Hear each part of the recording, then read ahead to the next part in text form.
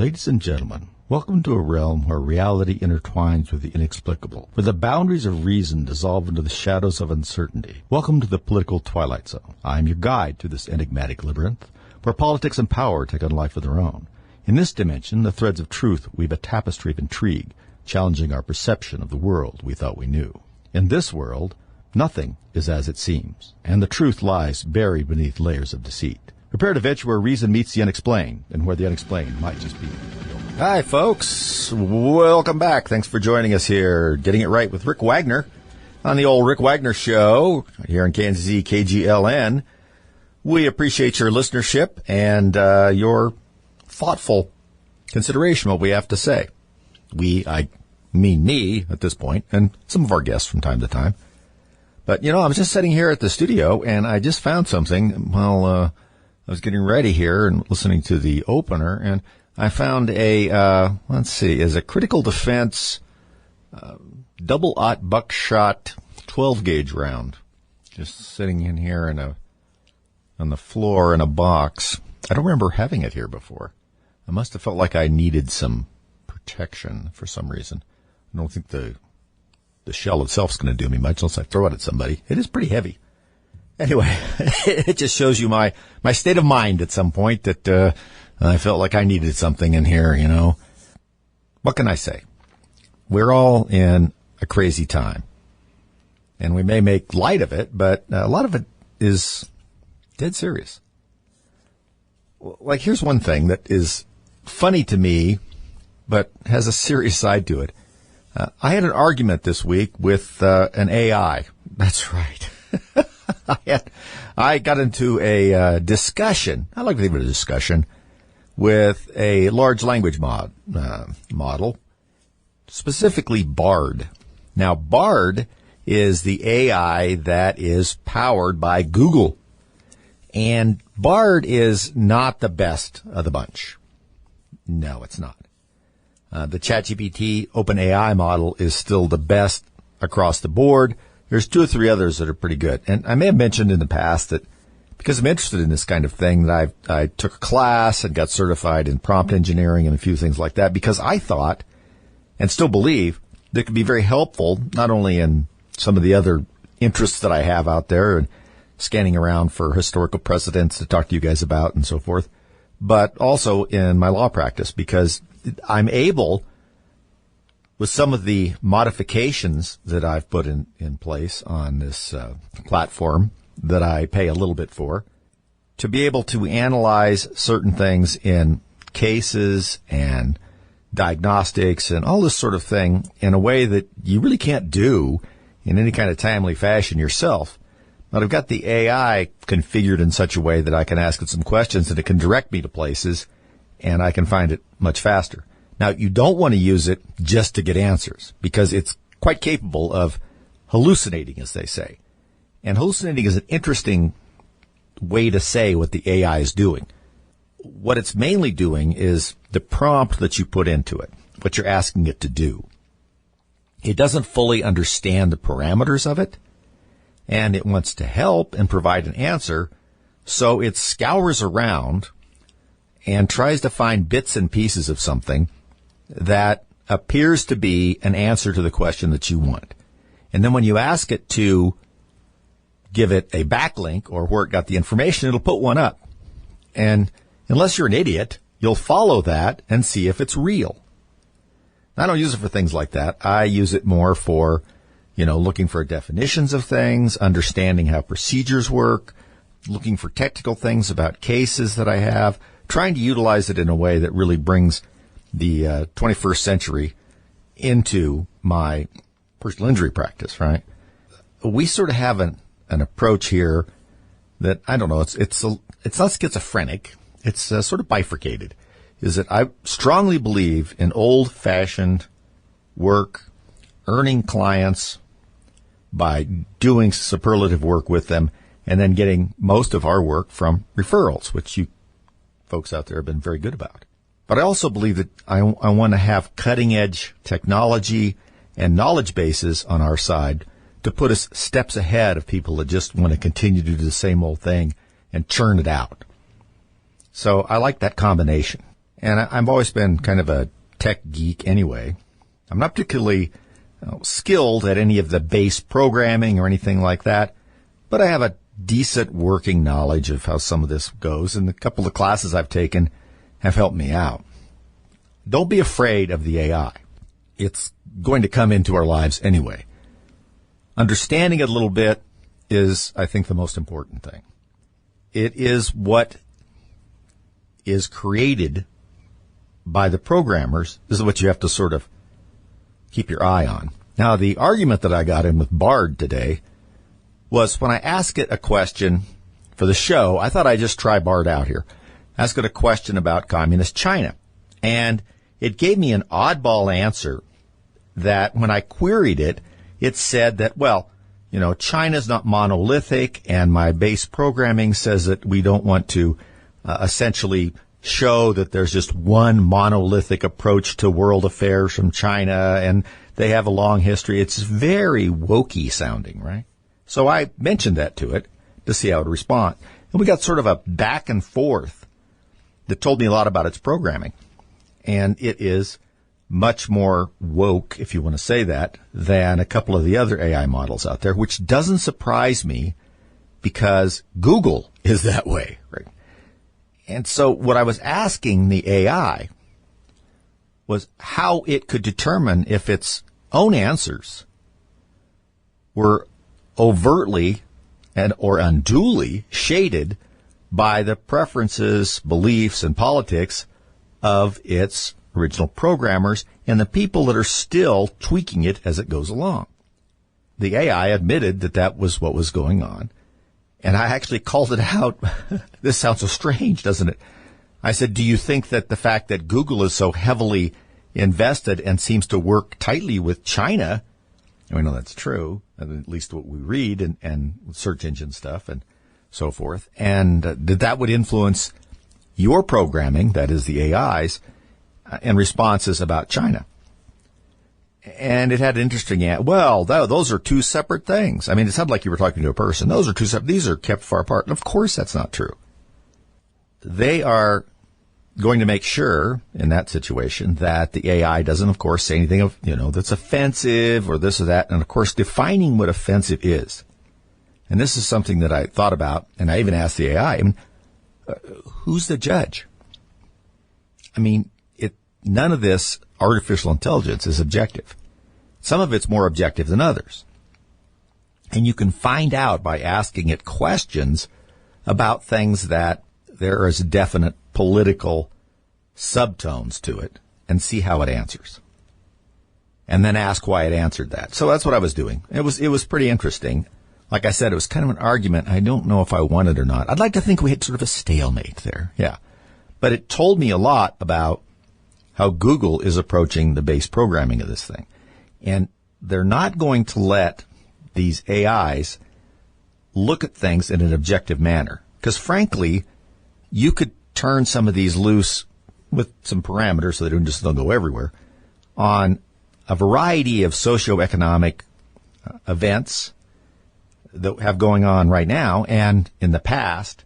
Look at the common factors and say, okay, how did this work out? Now, in real life, when you try and look at past events, especially cultural, socioeconomic stuff, you really get a lot of bias from the person telling the story. I mean, you get it in ancient history. So I suggest that just like with humans, that by looking at a number of different versions of the same event from different perspectives, different authors, and so forth, that you can sort of get a median, right? You can sort of figure out which of the two ends there are terribly biased and kind of get a better idea about it. But to do that, you have to be able to look at all of it. This is the problem with a lot of the AI programming. They're not allowed to look at all of it. Because, after all, some of these people, there is only one answer. There's only one side, as far as they're concerned. So that bias creeps into it. So it's very interesting to prod around on that. And we should embrace it to some extent and understand it so that we can protect ourselves from problems that might arise from it. That's just my idea anyway. We'll be back. Oh, that's right, friends. I'm back. I am, of course, a knight without armor in a savage land. Yeah, it's a very, very romanticized way of thinking about myself. I know we got off in the first segment there talking a little about artificial intelligence, but it's become so prevalent. I think we need to kind of consider ways to look at it. If we just ignore it, it's not going to do us any good because it's going to be in our lives whether we like it or not. And if you understand a little bit about it, and you don't have to really be geeky about it or nerd out on it to do it, just understand how it operates a little bit. It can be very helpful to you. And also, you know where to be worried about it. And, of course, one of the things you want to worry about AI is to have it turned loose on the Internet in terms of website moderation, comment moderation, and good Lord, what if they turn it loose on your emails, right? So they can tell you, well, no one's going to be looking at your emails.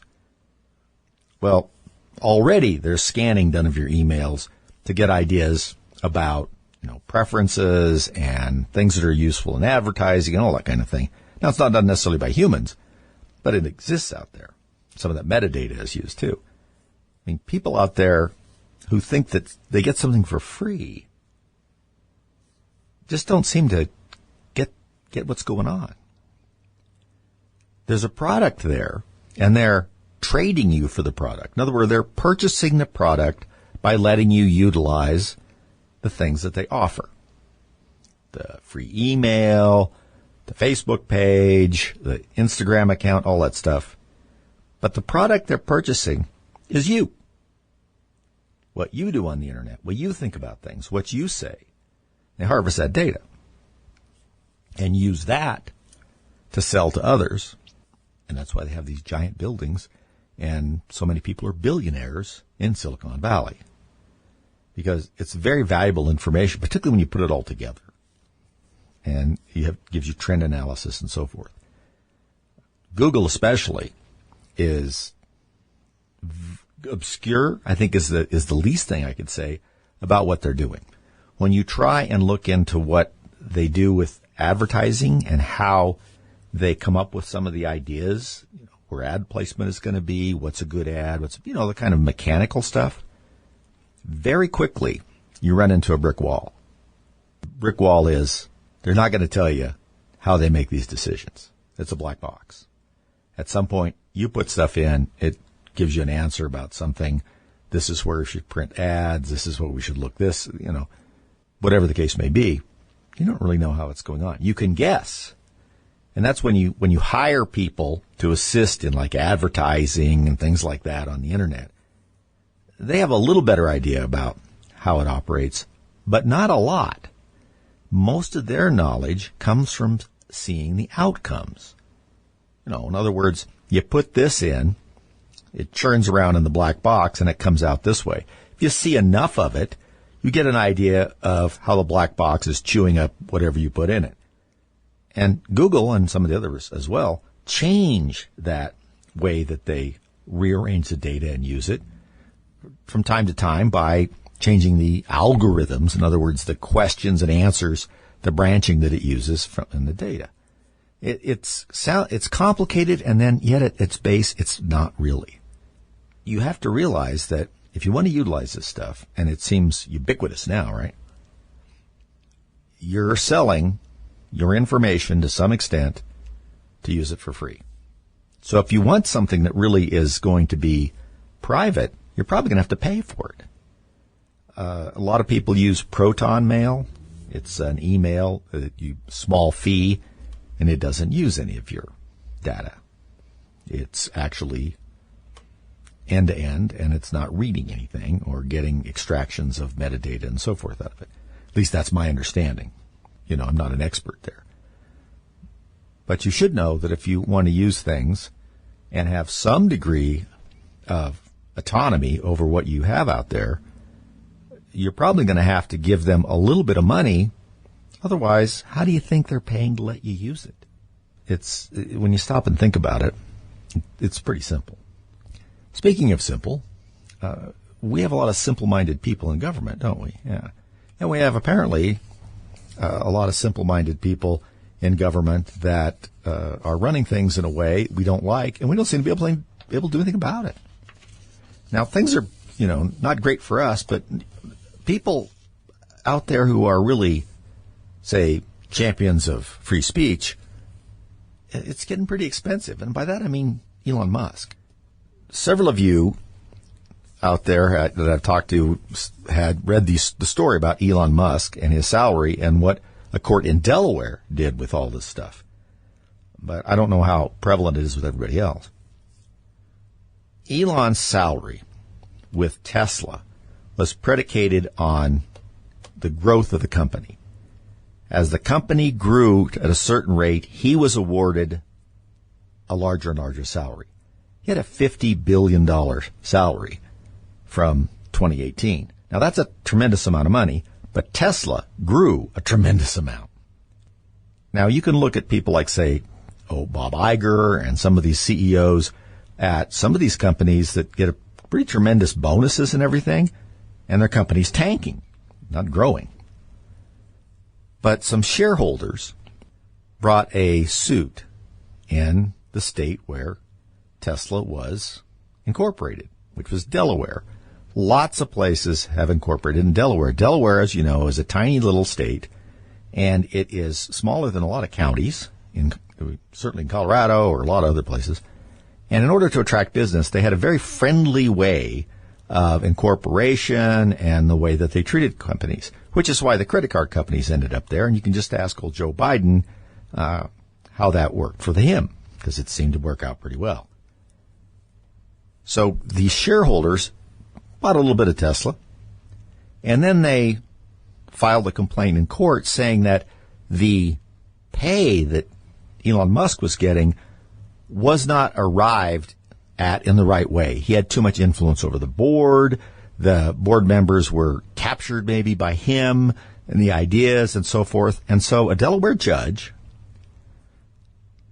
threw out his salary, said that, oh no, he had too much interaction with the board, and it wasn't really freely came to, and all this kind of stuff. $50 billion. Boop. Gone. I don't know what this judge thought about this. I read some of the comments. And first thing you have to realize is Tesla is Elon Musk. Without Elon Musk, it just isn't going to work there. And he has all these companies. He has SpaceX. He has the Boring Company. He has this other company that's working on these Neuralinks, which sound a little dystopian, but actually the idea is to help people who have had strong disabilities and so forth and utilize brain power to affect and actuate things like computers and whatnot that they can't do physically. But anyway, he has a number of things like that. They all revolve around him. If he's not there, it's really not happening. So this puts them back to square one. So Elon has said that he wants to reincorporate Tesla in Texas, which I say, good idea. And he can probably get with the board as it is created now and renegotiate a salary package from that. Who knows what it will be. But the idea of this constant attack on not even a conservative. Elon Musk isn't really a conservative. He's just pretty much a libertarian when he thinks about it. He mainly is just interested in free speech and not having the world go into a dumpster, right away. Because of that, he has to be hunted down, just like Donald Trump. He has to have money taken away from him, influence taken away from him, making it so he can't run his companies. He has to be made into a pariah. And we've seen this with other people, too, and I've mentioned it before. David Mamet, the great playwright, and he's also a director of some movies, and, he was a darling of the left. They thought he was the smartest guy they'd ever seen. He's a very intelligent man, very intelligent. And if you read some of his stuff, it's really fascinating. He wrote Glengarry Glen Rose. He directed Wag the Dog. There's a bunch of stuff out there. And when he decided he wasn't a liberal anymore, they went nuts. And he pretty much has to do everything himself because no one is going to work with him directly like they used to because Now he's come out as a conservative. So when you see this endless pounding away, and some of you saw also that some of these leftist groups out there have said that they're going to bird dog people who are preparing for a Trump administration, people who might want to work in a Trump administration and so forth. In other words, figure out where they live and all this kind of. It's horrific to have that kind of thing happen, and it's un-American. I'm not saying we haven't had things like that in America, but it goes against the very idea of freedom that we have, and it certainly is a huge stifling effect on individual liberty. So when you see that, you really have to take a step back and say, what's going on? And most of you know what's going on. We're in a culture war. We're in an economic war. And we got to figure out how to get these jaspers out before they ruin it. All right. Thanks, folks, for hanging on. Appreciate you listening to us and staying rooted in here as we came around the corner. Rick Wagner here getting a ride on Kansas City KGLN. Listen, I wanted to talk a little bit more. We were talking a lot about AI and how that works and a few things like that. I hope it was a little informative and a little thought-provoking. It can be very helpful, or if in the wrong hands, like I say, it could be a real problem. It's in the mind of the creator. I don't mean our real creator, but the ones that does the cybernetic creating. So we'll see how that goes. Frankly, I think that attempts to legislate this stuff with artificial intelligence is way too little and way too late. And we are really at a point where it's already out of the bag, like I said earlier. And half the people that are trying to make this legislation don't begin to understand what it is. And the people that are deeply into this artificial intelligence stuff are, like all businesses, are going to try and figure out a way that the regulation keeps other people out of their business, but doesn't really interfere with their business. So that's one of the things you always have to be very careful of when you start regulating industries, particularly ones you don't really understand. Now, if you look at the average IQ in the congressional side, that is the House and the Senate, with a few notable exceptions like Josh Hawley and a few people like that, it's not a bunch of geniuses there. And then you get the Alana Presleys, the Ilhan Omars, the Talibs. Those guys drag the average down pretty low. So the idea that these people are going to be making some decisions about this is just as frightening as it being used improperly. Anyway, one of the things I wanted to bring up today, well, first let's talk a minute about these airstrikes. About 125 airstrikes, I think, at the last count in Syria and Jordan for last week's attack that killed these 3 brave service members that we had in their sleep, apparently. I think at Tower 22 it was called. One of the things that I had read was it seems as though that a drone, and this is, I haven't verified this, they said that one of our drones was followed back to this camp by one of their drones, and that was what initiated the attack. I'll know more about that as time passes. It doesn't sound unreasonable the way this thing is going. Now, of course, we wait a significant period of time, and then we try this same, I don't know what to call it, the progressive way of war. They like to get us into scrapes about things, but their idea of it is like I've said for many years, the surgical strike. We'll send some drones in and drop some bombs and stuff on people that are highly mobile, are using weaponry that for the most part is also highly mobile. It's not like they have an entrenched ICBM launching areas in there. All this stuff they can load up into the back of a pickup truck and be gone for the most part, or some other way. And we give them all this time. They know we're coming. And then by the time we get there, who knows what we're doing? I heard one of the military analysts that I thought sounded like he was talking about on television at the end of the week saying, look, I think we're just glassing over the desert by blowing things up and some empty houses. It may not be that way. I'm certain that we're getting some casualty count out of it, and I hope there's not any or very few innocents in there.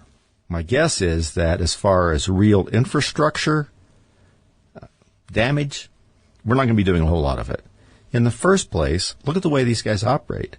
Do they really have much of an infrastructure? These are the Houthis, right? Yeah, no. And the most infrastructure I think we've seen in a long time are the tunnels and so forth in Gaza that Hamas has built, mainly with money from the West. But for the most part, these guys are highly mobile. And they have to be. That's the essence of guerrilla-type warfare, which is what they are, asymmetrical. They can't, stay in one place and slug it out. They don't have the ability to do so. Therefore, they are on the move. Strike, go away. Strike, go away. By the way, and I may have mentioned this before, but the term guerrilla, as it is spelled, many of you will look at it and go, that looks Spanish to me somehow. It is. That type of warfare was sort of, now let's face it, it's been going on forever. I mean, this type of insurgency or asymmetrical warfare, these new terms we have, it's been going on since the Egyptians probably. But guerrilla was termed during what they call the Peninsular Wars, which is the war in Spain and Portugal at the end of the 18th century against Napoleon. And a lot of this was when Wellington was who later became Lord Wellington, was in Spain fighting the Napoleonic forces. Never directly Napoleon in Spain, but nevertheless. But the Spaniards, who were trying to resist this, adopted these tactics, going into the mountains, hit and run, on the move. And so the guerrilla, I think, means something like, I can't remember, small soldier or something. I'm sure I'm screwing that up, but it's a term. It's a Spanish term, and we just adopted it for all this different kind of warfare. So we are fighting one kind of war with these folks, and they're fighting another kind with us. And they're probably going to be more effective pound for pound.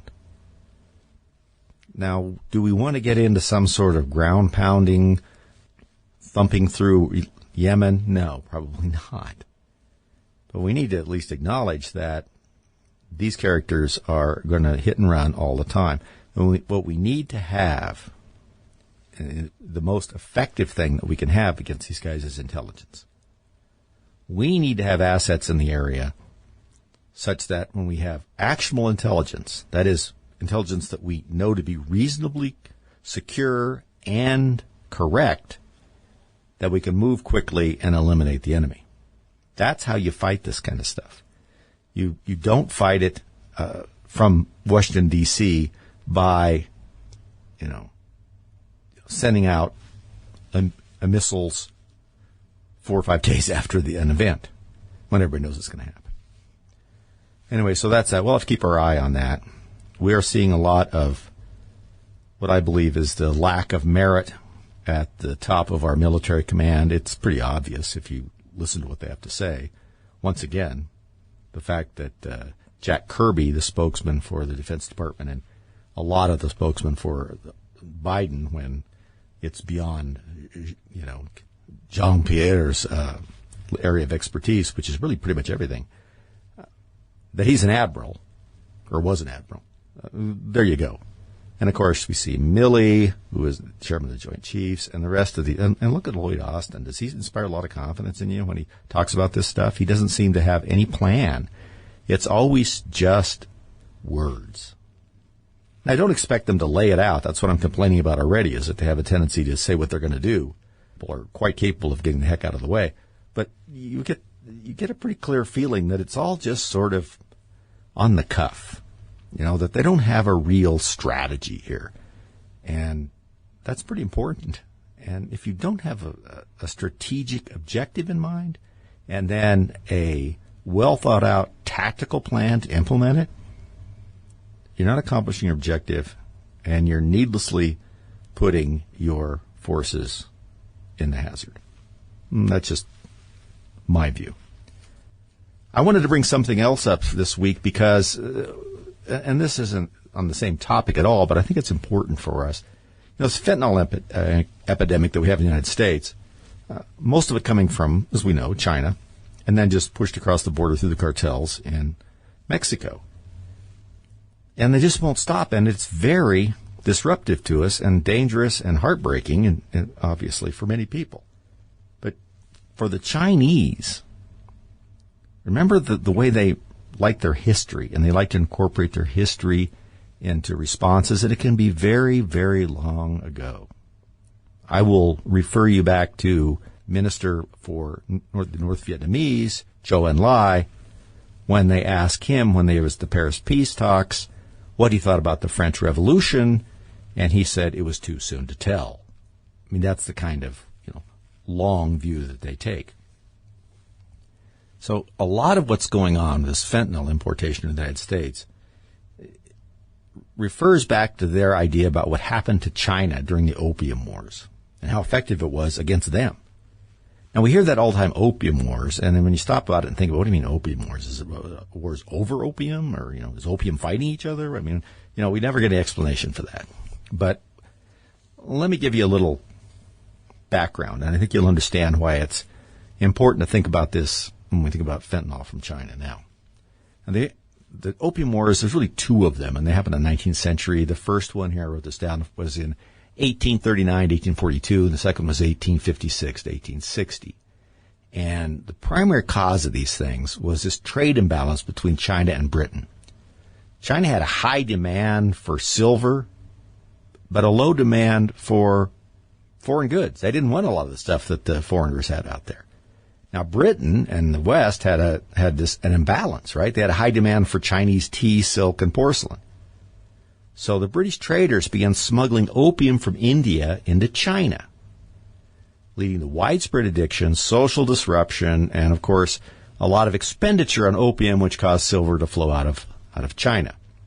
And the government in place was called the Qing, Q-I-N-G. And it was a weak governmental system at the time, and they had little control over things. And there was a lot of the warlords running things and people just making money off this, which is not hard to understand.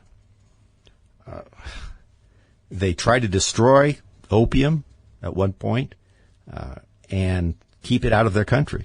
I don't blame them. But that led to Britain responding by attacking China, or the Chinese government at that point. What they did was all about naval superiority. They put gunboats up the Chinese rivers and attacked the coastal cities. They wanted to force China to open its ports to foreign trade, legalize the opium trade, which they realized they were now making a lot of money off of, and give territory such as Hong Kong to them. Now, you see that did work, didn't it? They got a 99-year lease to Hong Kong and managed to infiltrate China pretty heavily and really poison the population with opium. The second conflict they had, once again, was exploiting this weakness of their government. And the French were helpful in this too, of course, with the British. They had a combined naval and ground assault strategy. They wanted to expand the trade privileges, legalize the opium trade even further. And so they started attacking forts along some of the rivers. They actually marched to Beijing, at the time was called Peiping, I think. And they actually burned the Summer Palace, where the government was located, and, of course, where the emperor was at. And what happened is that China didn't forget about that. They had to give up Hong Kong to Britain. They had a bunch of treaty ports. Foreigners could trade and live under their laws, not the laws of China. And it was called the Century of Humiliation for China, a period of foreign intervention and weakness. Now, the Chinese remember stuff like that. Not only remember it as an insult to them, and it was. It's a pretty dirty pool. They remember that, but they also remember that it was highly effective. I mean, you get a large portion of your population drug addicted. You create a huge underground network of criminality. It's very weakening of any government. So this fentanyl importing to them is no doubt a reflection of that. They realized this really worked against them when the West did it. They don't mind returning the favor. So when you see that historical context with them, you understand what's going on. I mean, at least you understand the thought behind this, because historical precedent is very important in Chinese affairs. Even when you have communist government that doesn't seem anything like the Confucian kind of thing, or that, they still rely heavily on the past, and they do not forget insults like this. A century of humiliation. China was effectively, split up into sort of areas of influence for the European powers. And one of the ways they did it, of course, as we just said, is that they imported opium, made the Western powers a lot of money, weakened China. It was a terrible situation. They're not going to forget that. They're also not going to forget that it worked. And I worry that that's what's happening now, as we're seeing that tactic employed here. And I don't think they're going to stop unless they're made to stop. I mean, why would they? What do they think this is a humanitarian crisis? They don't care about humanitarian crisis in the United States. As far as they're concerned, we don't care about them. Why should they care about us? And when you get right down to it, you can see that their care of even their own citizens is substantially less than we seem to care about our own. So you mix those things together, it puts us really in a bad position. We have to figure out some way to respond. And since this is essentially a trade thing, as sad as it sounds, since it involves illegal drugs, we need to figure out a way to harm them enough to where it makes them stop. In other words, they need money right now. China, although it's very monolithic and seems like it's immovable, it has problems. It has a aging population. It has a lot of displaced men without any jobs. So its economy is in real trouble. And it has a lot of what you might call underground simmering unhappiness with the government. Now, it doesn't mean as much in a place like China because they have such a firm stranglehold on the population. They also keep the population from getting a whole lot of news outside the world to see how the rest of the world is living. If you were to go to China and discuss with people that are living there who had never been to the United States what the United States is like, you wouldn't recognize it. The Chinese people don't think the United States is a great place to live directly or anything. I mean, they're told that it is full of racial conflict and crime and you name it. I mean, of course, they don't want anybody to know, if you're in the Chinese government, that they're doing a lousy job and that capitalism is a lot better, despite all the problems they've got right now, than what they're doing, so that they keep that down. They also limit communication between individuals because they know what's being said on the Internet. That's why this Internet regulation that our government wants is incredibly dangerous. They're able to monitor what people say, and as sophisticated artificial intelligence comes out that can be placed onto their Internet, and ours for that matter, to monitor what you say, filter out everything else, but look for keywords and stuff. I mean, they already are doing that to some extent, supposedly for anti-terrorism. Think about how that works if you have something as deeply thoughtful as artificial intelligence. In other words, that can take so much data in, process it, and think a little bit about it in a way that lets it come to a conclusion and do more research. That's kind of what artificial intelligence does. It's not a Google thing where you ask it a question and it goes out and searches some websites and shows you the websites. It gets data. It examines the data according to its programming. It interprets the data according to its programming. And then it will search out more data or take other actions after that, all independent of somebody telling it what to do. So once you have that on a Internet surveillance program, things get really hard to get around. But China has all of this stuff, and they control what someone on their computer in China is able to access. Not only are they able to shut you down if you're trying to access websites or things outside of China, but they have ways to trace you if you're making a bunch of those requests. Like, why are you trying to request things?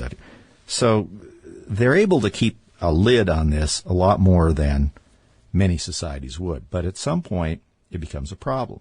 And like we said before, the Chinese response to these kind of problems in the past have been some sort of military action.